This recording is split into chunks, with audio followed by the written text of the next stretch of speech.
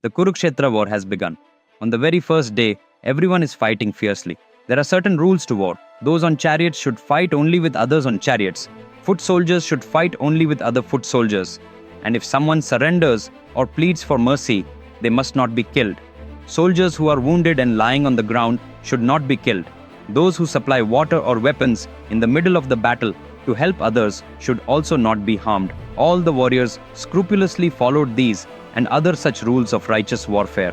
Each person fought with an opponent whose strength was on par with his own. Arjuna fought with Bhishma, Bhima faced Duryodhana, Nakula battled Dushasana, and Drishtadyumna took on Drona. Everyone was matched with an equal adversary. In the midst of this fighting, a swift arrow flew straight into the chest of Uttarakumara and killed him instantly. Uttarakumara was the son of King Virata. When King Virata discovered that his son was dead, his rage knew no bounds. Enraged, he crushed the Kaurava soldiers as if they were ants, effortlessly killing several thousand of them. No matter how many enemies he slew, his anger did not subside. This furious onslaught worked greatly to the Pandavas' advantage. Evening fell, and the conch shells were sounded to signal that the day's battle was over. Everyone stopped fighting and returned to their camps to rest. At the end of that day, the Pandavas had the upper hand. Although Duryodhana felt upset, he consoled himself thinking that it was only the first day. Now, there was a certain Udupi King who took up the duty of cooking and serving meals to both armies. Despite the fact that many soldiers had died, the food he prepared was exactly enough for all the surviving warriors. No leftovers, nothing in excess, nothing short. Everyone wondered, how is this Udupi King managing to cook precisely the right amount, as if he already knew how many would die? Still, they brushed it off as a coincidence and went to rest for the night. Friends, would you believe it if someone told you that reading just one especially interesting story could transform a person's entire life? Would you believe that simply reading a story like this to your children could instill in them the values they need for life? Would you believe that any problem you face or will face can find a solution in one story alone? Yes, it's possible, but only with the greatest epic ever told in human history, the Mahabharata. This story is 100 times more spectacular than any super hit movie, and that's a challenge. The complete Mahabharata story, written in Vikramaditya's words, is available in 2 volumes, as both paperback and ebook on Amazon and 43 other online stores. It's available worldwide in 54 languages. I've provided the links in the description below this video. Place your order immediately, because it's not just a book, it's a treasury of wisdom that your life needs. On this single day alone, Bhima killed 2,700 enemy soldiers. The second day's battle ended with the Pandavas again claiming victory. Everyone gathered for dinner. Just like the day before, the meal was exactly enough. Everyone was amazed. How does the Udupi King know in advance how many will die? That question remained unanswered that day. The third day of battle began. Bhishma, commander of the Kaurava army, deployed the Garuda, the eagle formation. In counter-response, Arjuna arranged the Ardha Chandra, the half-moon formation. An arrow from Arjuna split Bhishma's bow in 2. Realizing Bhishma's vulnerability at that moment, Duryodhana thought, if Bhishma dies now, half the Kaurava army is as good as lost. I must distract Arjuna immediately.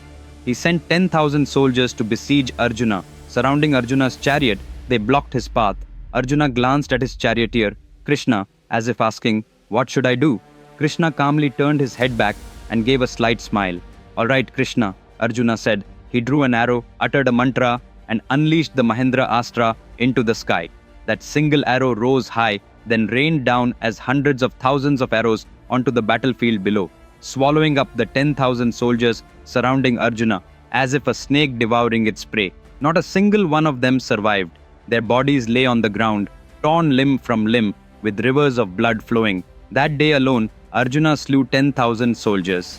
Even on this day, the food cooked by the Udupi King was precisely sufficient. This mysterious coincidence puzzled everyone. The second day dawned. The soldiers were twice as enthusiastic as before.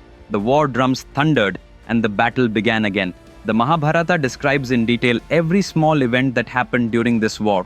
How many arrows were shot, who clashed with whom, how many chariots were destroyed. Everything is recorded in great detail. Since we can't delve into all those details, I will only tell you the important highlights.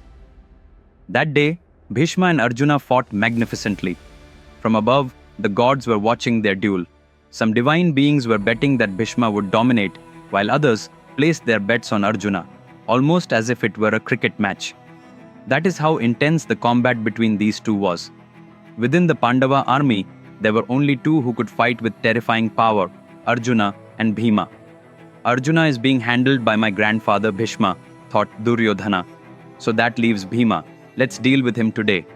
Duryodhana directed the entire Kalinga army toward Bhima. In the midst of battle, Bhima suddenly felt the ground shaking more than usual. Turning back, he saw nearly 10,000 war elephants charging toward him, aiming to kill him. Without a second's hesitation, Bhima grabbed his mace and ran at full speed toward the elephant army. He leaped onto the first elephant in the line, letting out a mighty roar in midair, and with a single blow of his mace, he struck the elephant on its head. That one strike was enough to shatter its skull. The soldier on top of it died instantly. The whole elephant battalion surrounded Bhima, but he roared, "This is just what I wanted," and went on a rampage. Bhima's mace split open the elephants' heads, their tusks snapping like brittle broomsticks. He smashed the Kalinga army to death with his bare fists.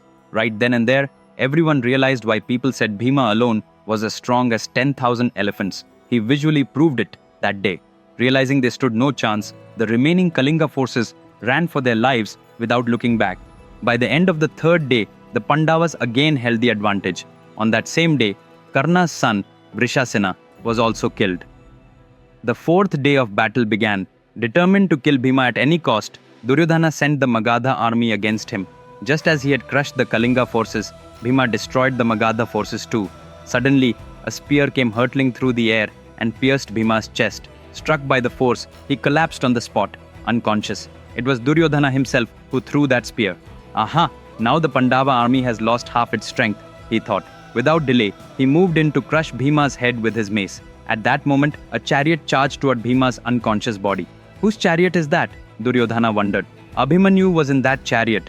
Before Duryodhana could reach Bhima, Abhimanyu hoisted Bhima's limp body onto his chariot and sped away.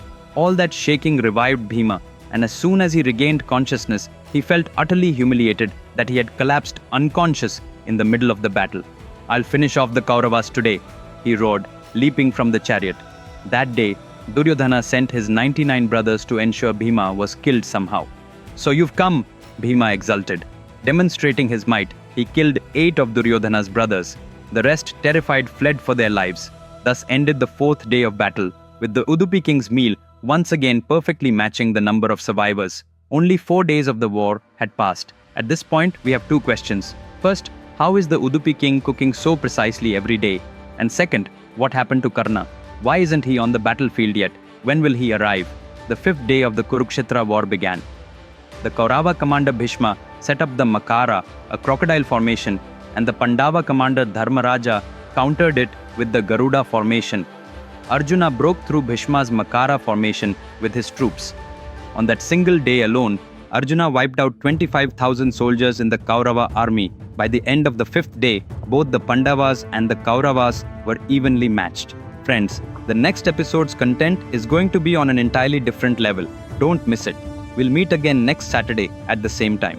Meanwhile, go order my Mahabharata book right now. I've put the links in the description below. And if you haven't subscribed to my channel yet, do it right away. Till then, take care. Bye.